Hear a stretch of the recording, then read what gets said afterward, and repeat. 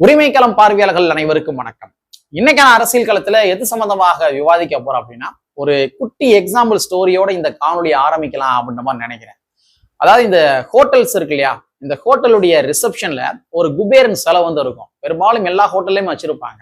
அப்படியே கையை தூக்குன மாதிரி நல்லா தொந்தியை வச்சுக்கிட்டு நல்லா சிரிச்ச முகத்தோட ஒரு குபேரன் சிலை வந்து இருக்கும்.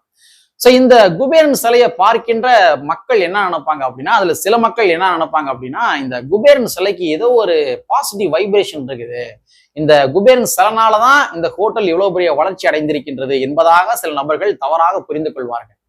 ஆனா உள்ளபடியே பகுத்தறிவு சிந்தனை கொண்ட மனிதர்கள் இருக்காங்க தெரியுமா, அவங்களுக்கு நல்லாவே தெரியும் இந்த குபேரன் சிலைக்கும் இந்த ஹோட்டலுடைய வளர்ச்சிக்கும் எந்த விதமான சம்பந்தமும் கிடையவே கிடையாது.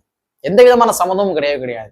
சோ வந்து அந்த ஹோட்டல்ல வேலை பார்க்கின்ற சாதாரண சாமானிய லேபர்ஸ் இருக்காங்க தெரியுமா, அந்த லேபர்ஸுடைய உழைப்பின் விளைவாலத்தான் இந்த ஹோட்டல் இவ்வளவு பெரிய வளர்ச்சி அடைந்து கொண்டிருக்கின்றது. சோ ஆக மொத்தத்துல இந்த குபேரன் சிலைக்கும் இந்த ஹோட்டலுக்கும் அந்த ஹோட்டலுடைய வளர்ச்சிக்கும் எந்த விதமான தொடர்புகளும் கிடையாது என்பது பகுத்தறிவு சிந்தனை கொண்ட ஒவ்வொரு மனிதர்களுக்கும் நல்லாவே தெரியும். இதை நான் எதற்காக பதிவு பண்றேன் அப்படின்னா, இன்னைக்கு ஈவினிங் வந்து ஒரு பிரேக்கிங் நியூஸ். அதாவது விசிகால பயணித்த பனையூர் பாபு அவர்கள் அந்த கட்சியிலிருந்து விலகிவிட்டார் என்பதாக ஒரு பிரேக்கிங் நியூஸ் வந்து வருது. ஸோ இந்த பிரேக்கிங் நியூஸை திராவிட முன்னேற்ற கழகத்தை சார்ந்த நண்பர்கள் என்ன பண்ணாங்கன்னா, சமூக வலைத்தளங்களை எடுத்து போட்டு பனையூர் பாபுவே வெளியே போயிட்டாரு, அதனால விசிகாவுடைய கட்சி வந்து காலிதான், விசிகாவுடைய வளர்ச்சி வந்து தடைபட்டு விடும் என்பதாக சில தோழர்கள் எழுதுவதை பார்க்க முடிகின்றது. ஸோ அப்பேற்பட்ட ஆட்களுக்காக தான் இந்த குபேரன் கதையவே நான் சொன்னேன். விசிகா என்பது இங்க இருக்கிற சாதாரண சாமானிய தொண்டர்கள் இருக்காங்க தெரியுமா, அந்த தொண்டர்களுடைய உழைப்பின் விளைவுகளால் விளைந்த ஒரு மிகப்பெரிய பேர் இயக்கம்.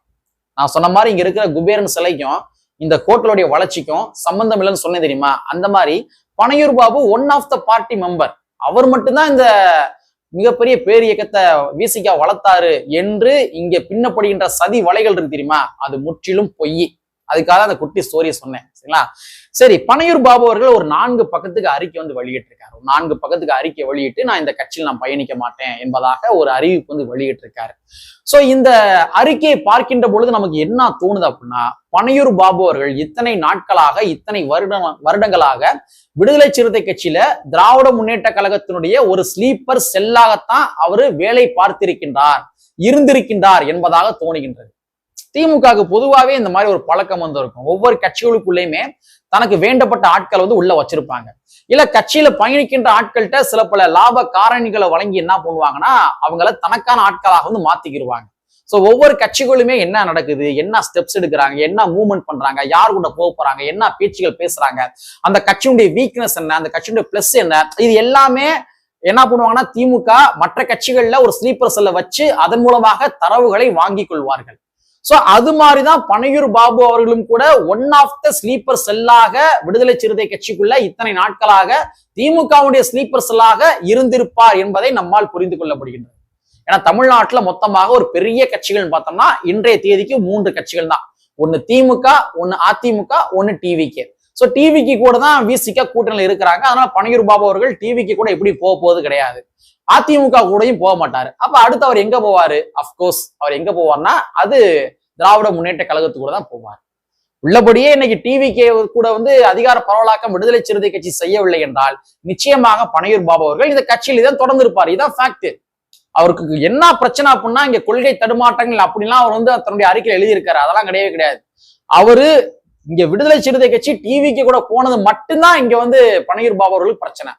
அவரு விசிகா வந்து இந்நேரம் திமுக கூட இருந்திருந்தாங்க அப்படின்னா இந்த அறிக்கை என்பது வெளியில வந்திருக்காது. எப்பயும் போல பனையூர் பாபு அவர்கள் அந்த கட்சி நம்ம இந்த கட்சிக்குள்ள விசிகாக்குள்ள ஒரு குபேரன் செல்ல மாதிரி அவர் எப்பயும் போல இருந்திருப்பார். இதான் ஃபேக்ட்.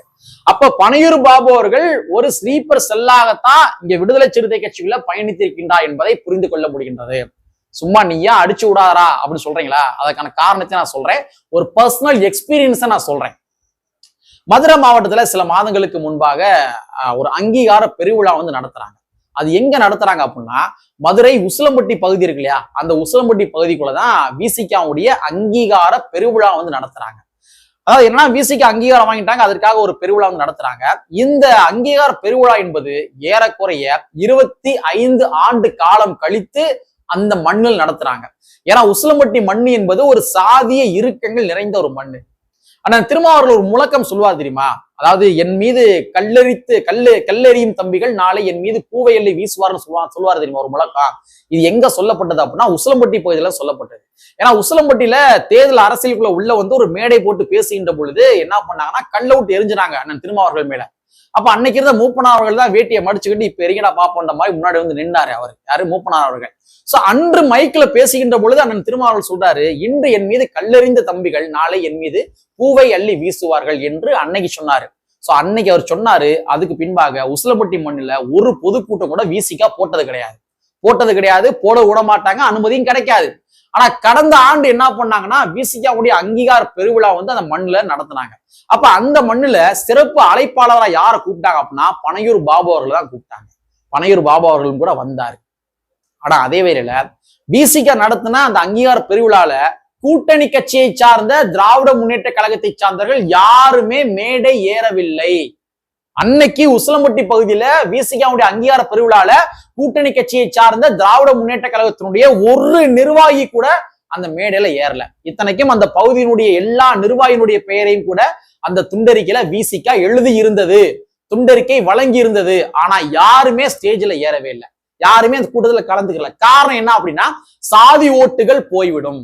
விசிகா நடத்துகின்ற அந்த மேடையில நாம ஏறணும், திமுக சார்பாக நாம ஏறணும் அப்படின்னா சாதி ஓட்டுகள் நமக்கு கிடைக்காது, அந்த பகுதியில் வசிக்கின்ற ஒரு குறிப்பிட்ட சாதியை சார்ந்துடைய ஓட்டுகள் கிடைக்காது என்ற காரணத்துக்காக அந்த மேடையில திராவிட முன்னேற்ற கழகத்தை சார்ந்தவர்கள் யாரும் ஏறவில்லை. அப்ப திமுக ஏறவில்லை என்றால் ஒரு எம்எல்ஏவாக பனையூர் பாபு அவர்கள் என்ன செய்திருக்க வேண்டும்? அந்த மேடையிலேயே திராவிட முன்னேற்ற கழகத்தினுடைய சாதி சார்ந்த செயல்பாடுகளை கண்டித்திருக்க வேண்டாமா? ஆனா கண்டிக்கல. பனையூர் பாபு அவர்கள் கண்டிக்கவில்லை. அவர் ஒரு வார்த்தை கூட வாயை திறக்கவே இல்லை. அப்ப நீங்க ஒரு கட்சியுடைய ரெப்ரசன்டேட்டிவா உள்ள வந்திருக்கிறீங்க, கட்சியுடைய ரெப்ரசன்டேட்டிவா பேச வந்திருக்கிறீங்க. திராவிட முன்னேற்ற கழகம் சாதி சார்ந்து இவ்வளவு பெரிய ஒரு அநீதியை செய்திருக்கின்றது. தந்தை பெரியாருடைய கொள்கை கோட்பாடுகளை விசிகாவுடைய மேடையில ஏறி சாதி இறுக்கங்கள் நிறைந்த அந்த மண்ணில் நின்று சமத்துவத்தை இங்க இருக்கிற திராவிட முன்னேற்ற கழகம் அன்றைய தினத்துல முழங்கி இருக்க வேண்டும், ஆனால் பேசவில்லை. அப்ப பனையூர் பாபு அவர்கள் என்ன செஞ்சிருக்கணும்? திமுக இப்படி செய்யலாமா? நீங்க ஏன் எங்களுடைய மேடையில கலந்து கொள்ளவில்லை? உங்க சாதி ஓட்டு தான் முக்கியமா என்று திமுகவை கண்டித்திருக்க வேண்டும், ஆனால் கண்டிக்கவில்லை. யாரு? பனையூர் பாபு அவர்கள் கண்டிக்கவில்லை.